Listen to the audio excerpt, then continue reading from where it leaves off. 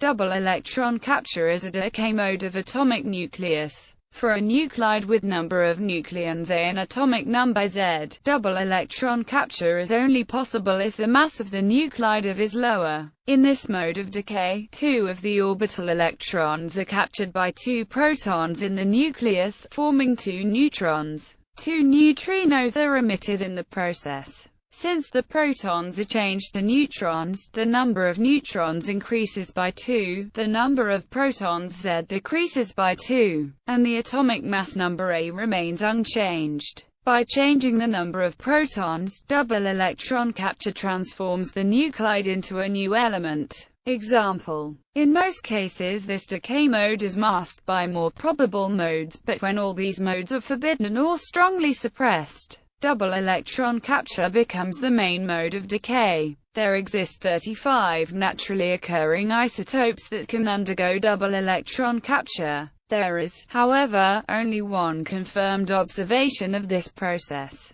One reason is that the probability of double electron capture is enormously small. A second reason is that the only detectable particles created in this process are X-rays and Auger electrons that are emitted by the excited atomic shell. In the range of their energies, the background is usually high. Thus, the experimental detection of double electron capture is more difficult than that for double beta decay. Double electron capture can be accompanied by the excitation of the daughter nucleus. Its excitation, in turn, is accompanied by emission of photons with energies of hundreds of keV. If the mass difference between the mother and daughter atoms is more than 2 masses of electron, the energy released in the process is enough to allow another mode of decay, electron capture with positron emission. It occurs simultaneously with double electron capture, the branching ratio depending on nuclear properties.